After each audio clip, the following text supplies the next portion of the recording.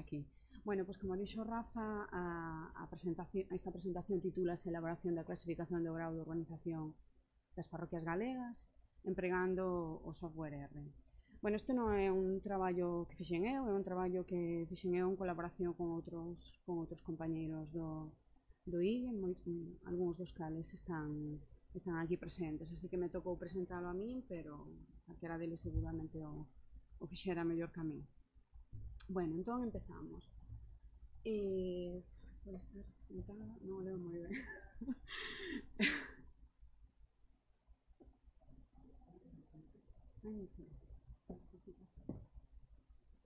Vale, gracias. Bueno, vamos a ver, por onde empezou o tema do grau de urbanización e de querer saber como estaban urbanizadas as nosas parroquias? Bueno, pois empezou porque no IE tiñamos preguntas do típico: canta población hai no rural galego? Que porcentaxe de mulleres traballan no territorio rural? Canta poboación hai nas zonas densamente poboadas? Nosotros quedamos, ¿sí? Como contestamos. Axudas ao medio rural. Cal é o rural galego? Realmente, unha pregunta tan obvia, supoño que vos parecerá a todos super obvia, pero que veñedes a pensar é cal é o rural galego? Como definimos? Pois non o tiñamos claro. Entonces, cada pregunta que nos facían respondíamos de maneiras diversas, porque tampouco tiñamos unha resposta clara. Bueno, pois a parte rural podese corresponder cos municipios, comarcas, saber, con menor densidade, porque, por exemplo, se vamos ao tema das pirámides, que teñan unha pirámide pois moi estreita abaixo, podría ser. A parte urbana correspondíase cos núcleos de máis de 10.000 habitantes. Bueno, pois pode ser. Pero víamos que ante preguntas diferentes tampouco tiñamos unha resposta común. Entón dixemos, bueno, pois isto hai que solucionalo de alguna maneira. Entón ter claro que parte de Galicia é rural, que parte de Galicia é urbana, e poder dicirle a calquera que teña que tomar unha decisión, isto é rural, isto é urbano. Vale, entón empezamos a buscar na literatura. Entón vimos que xa empezamos a facelo aí no ano 2011, entón vimos que o Eurostat, por exemplo, xa tiña unha clasificación dos municipios segundo o grau de urbanización de todos os municipios europeos. Que é o grau de urbanización? Pois bueno, eles definen como unha variable nuclear referida aos territorios e que os caracteriza en tres categorías: zonas densamente poboadas, zonas intermedias e zonas pouco poboadas, con esas ZDP, ZIP e ZPP. Bueno, por exemplo, a definición de zona densamente poboada. Pois eles definían o conxunto contiguo de áreas locais de densidade superior a 500 habitantes por kilómetro cuadrado e unha población total para a zona de polo menos 50.000 habitantes. Entón, claro, nosotros a ver isto xa dixemos, bueno, un conxunto contiguo de áreas locales poden ser, pois, municipios. En Galicia é moi difícil encontrar un conxunto contiguo de municipios con densidade superior a 500 habitantes por kilómetro cuadrado a máis de 50.000 habitantes. Realmente só temos 7. Vale? E para eso, con matices. Bueno, por outra parte, o que víamos nesta clasificación tamén era que, por exemplo, utilizaba o mismo Burela, por exemplo, que Vilalba. Burela é un municipio moi pequeno, entón vai a ter unha densidade moi grande, pero en cambio Vilalba é un municipio enorme, entón vai a ter unha densidade moi pequena. E non quere decir que un este máis urbanizado que outro, depende en que zona. Entón, eso xa vimos que era un problema desta clasificación. Entón, o grau de urbanización do ano 2011 utilizaba para clasificar os criterios de población e densidade e a contiguidade entre as áreas. Cal era o problema? As áreas de distinto tamaño, que non as tiña en conta. Pero bueno, nosotros dixemos, bueno, pero vamos a representar o grau de urbanización este nos municipios a ver que nos sae. E nos saía isto.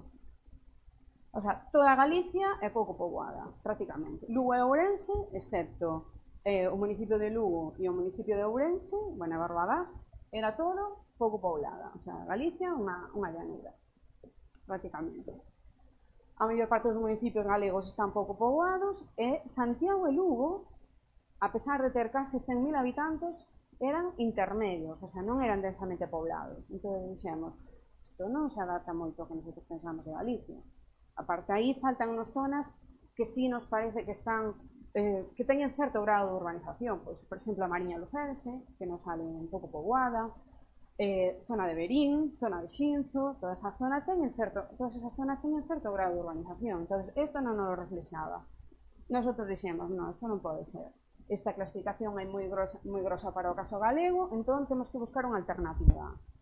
Que fixemos? Pensamos, vamos facer por parroquias, porque claro, os municipios hainos de moi diferente tamaño, pero as parroquias quizás se igualen máis en tamaño. Entón, fixémoslo por parroquias.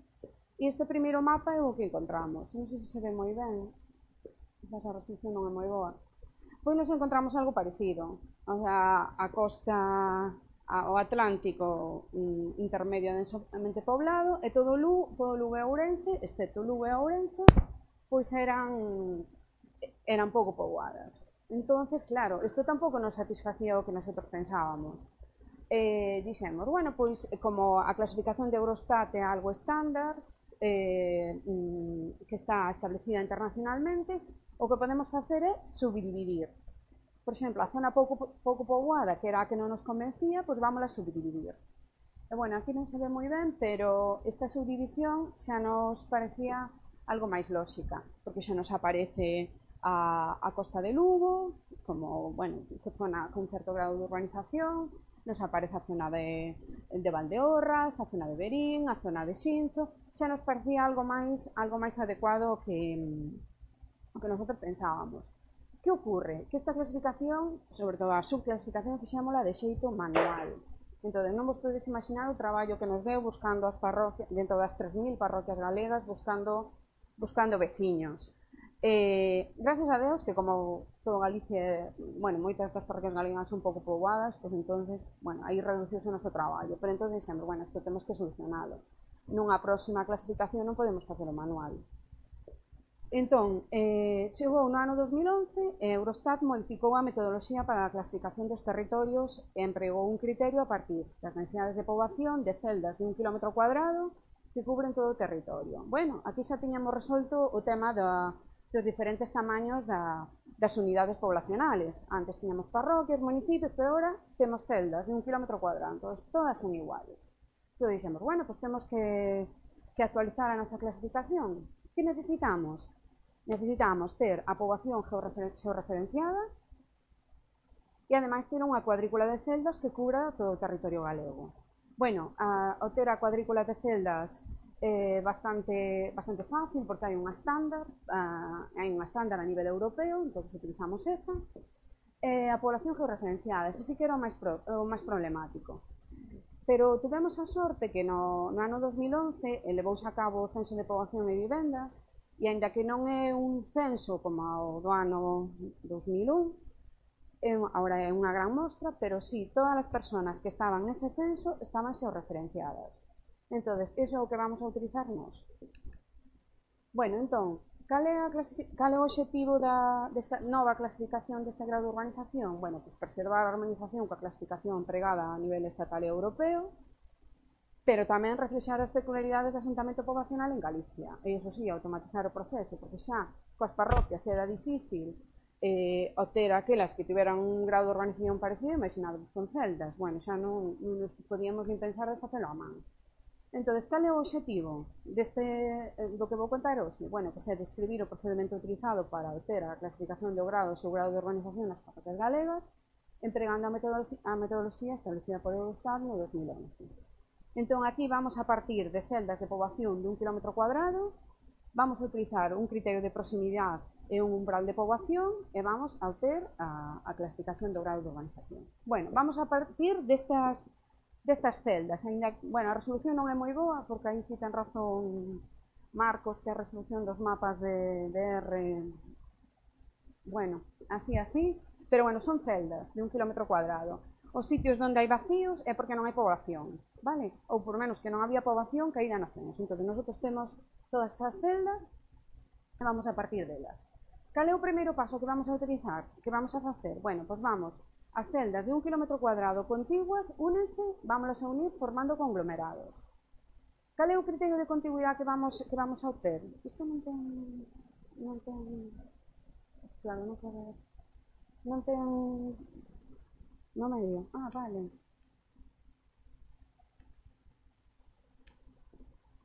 Ah, sí, aquí está. Bueno, imaginados que teníamos esta celda, esta celda vermella, ¿no? Entonces, ¿cómo vamos a establecer cuáles son as súas celdas vecinas? Bueno, pues vamos a definir dos tipos de conglomerados, os conglomerados de alta densidad e os conglomerados urbanos. Os conglomerados de alta densidad vamos a exixir que unha celda será veciña da outra se ten máis de un punto en común. Entón, da celda rosa, da celda vermella, só ten catro celdas en común, vale? 4 celdas contiguas. En los conglomerados urbanos, simplemente con que teñan un punto en común, van a ser contiguos. Entonces, aquí vamos a ter 8 celdas que van a ser comunes, ¿vale? Entonces, vamos a definir os conglomerados de alta densidad e os conglomerados urbanos.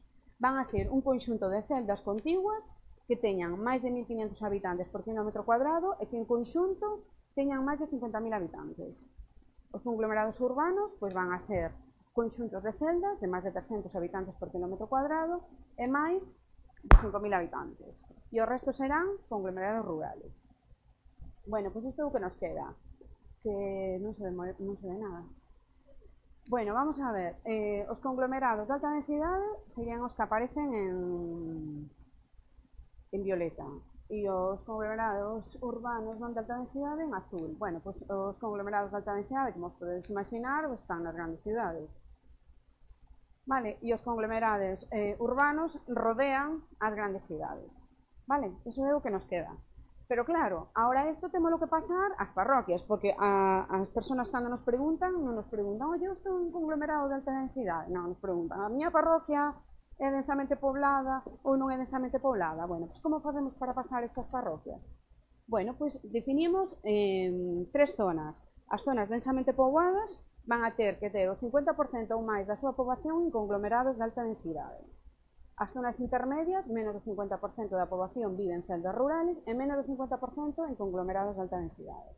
E as zonas pouco pobladas, o 50% ou máis da poboación vive en celdas rurales. Que problema tivemos aquí? Pois claro, que tiñamos 23 parroquias que non tiñan cobertura no censo, o sea, non tiñamos personas no censo, entón, como clasificalas? Claro, non tiñamos alternativa.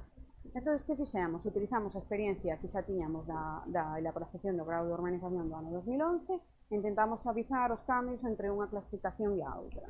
E ao final obtivemos isto. Bueno, esta sería a zona ZDP, que sería a violeta, a ZIP, azul, e a ZPP, bueno, pois o resto.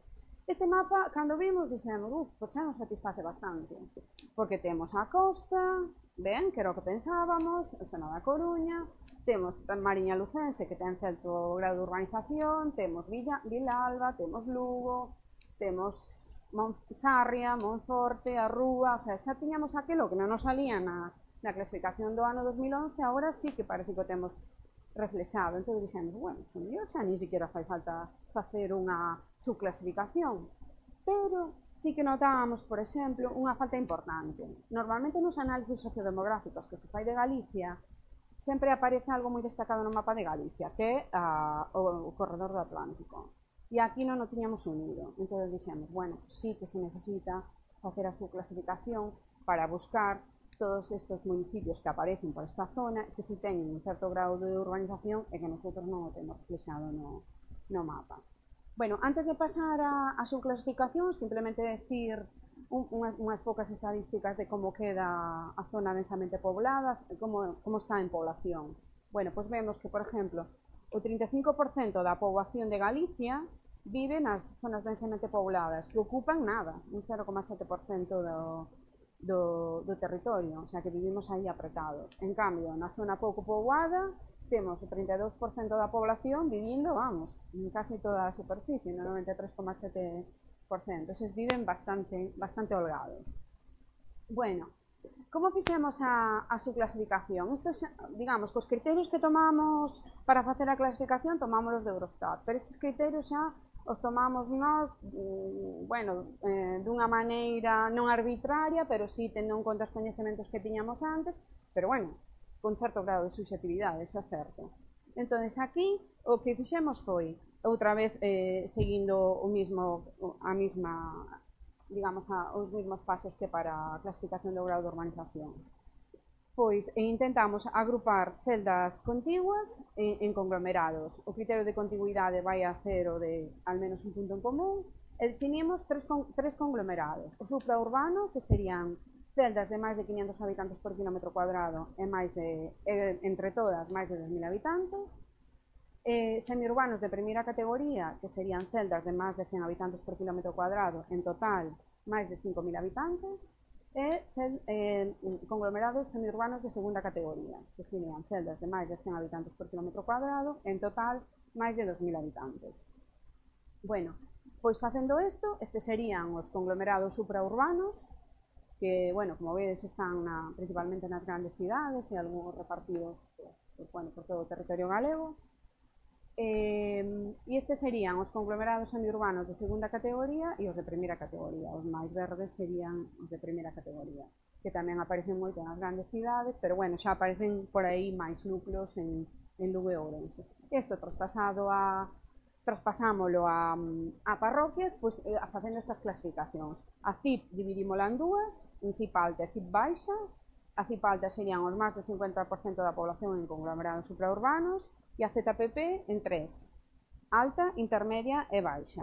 Bueno, seguindo eses criterios que aparecen aí. E atopámonos con este mapa.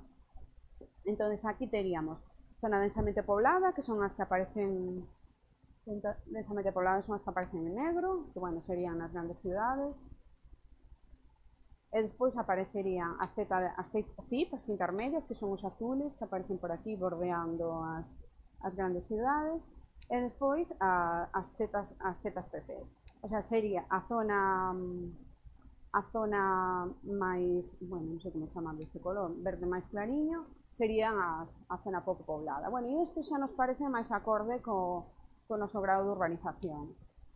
Aparte aquí sí que nos aparece, por exemplo, o corredor do Atlántico, que nos dá a entender que, bueno, que isto é máis acorde co noso grado de urbanización.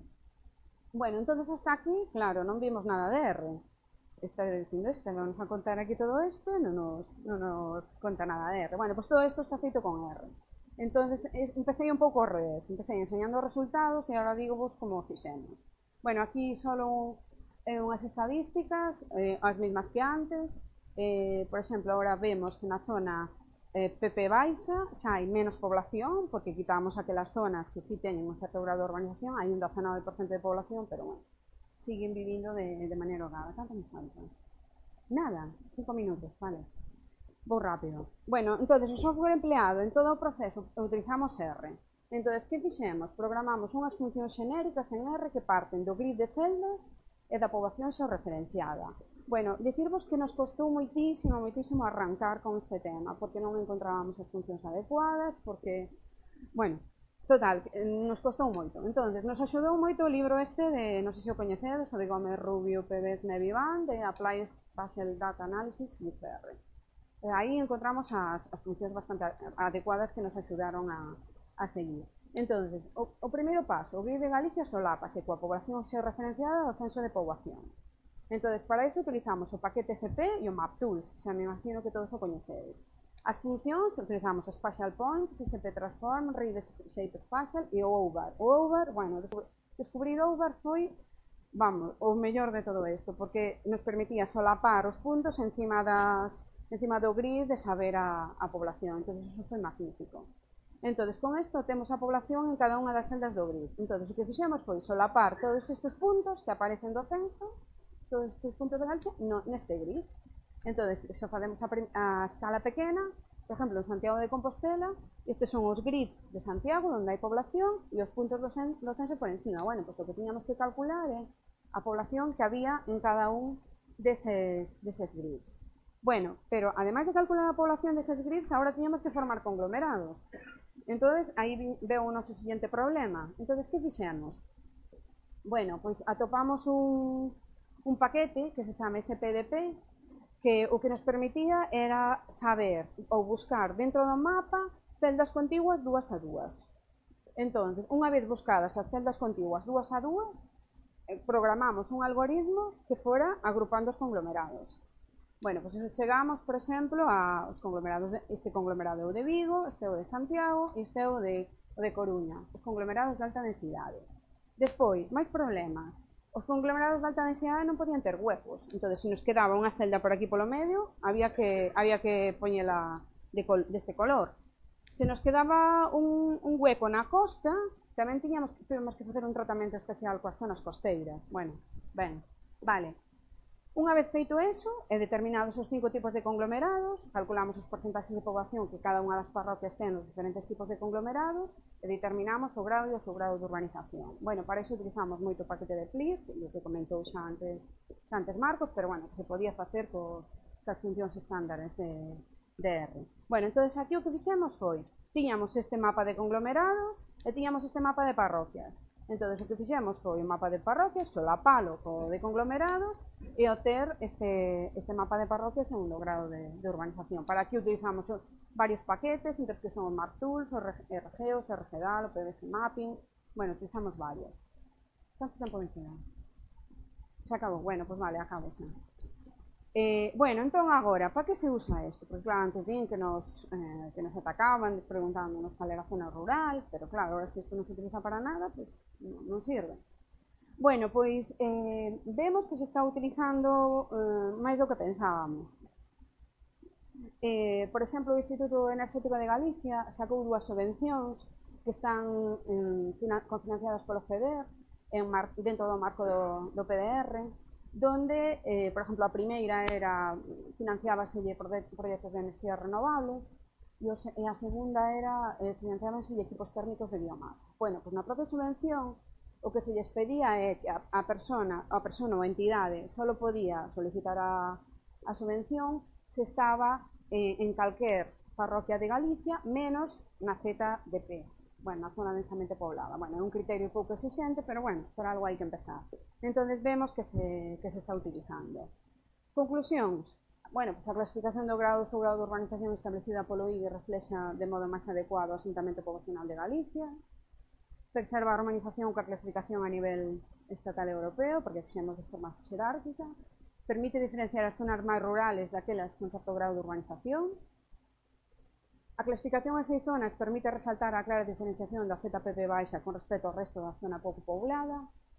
Bueno, as zonas definidas presentan importantes diferencias no seu perfil sociodemográfico e económico e despois moitas ventaxas do uso da R para a automatización do proceso. Ademais, o bo desto é que fixemos uns algoritmos que cas parroquias, pero agora podemos meter un mapa de concellos, un mapa de seccións censales, e xa está preparado para sacar o grado de urbanización para calquer tipo de división que necesitamos. Nada, moitas gracias. Sinto pasar.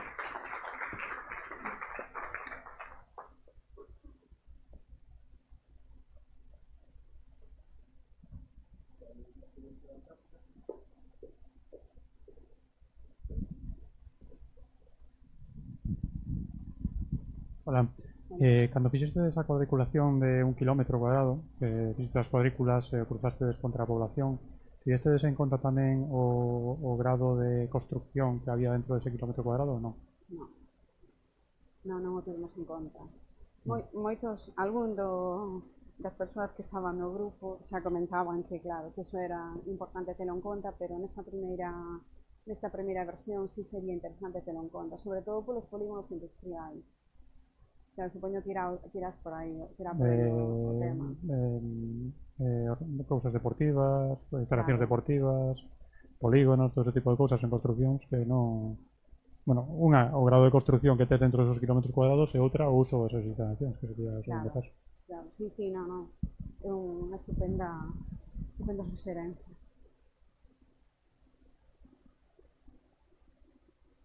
Vale. No, bueno, é unha felicitarte por este traballo. Penso que hai que facer algunha pedagogía aos periodistas cando publican as densidades de población. De feito, estaba mirando aquí unha noticia que anduvo dando voltas por aí donde decía que a Coruña era a cidade máis poblada do mundo, porque facía un estudio, sacaban os datos que sacou o IGE de 6.000 por kilómetro cuadrado e logo dividía os kilómetros cuadrados, igual o biche, ¿no? Estaba mirando ahora aquí, dividía kilómetro cuadrado por metro cuadrado, entonces decía, como hai 6.000 por kilómetro cuadrado, hai 6 por metro cuadrado. Entonces decía, e incluso o periodista se sorprendía porque decía como se fóramos 6 nun ascensor. Estar así, e dice, fixadevos que maior a densidade de Coruña que a de Shanghai, Hong Kong, bueno, e non se daba conta do erro que estaba vendo agora aquí. Entonces penso que este tipo de cousas tamén as hai que difundir, que sepa a densidade que temos estudios que os periodistas esta parte cuantitativa tamén, ¿no? Nada, solo felicitarte polo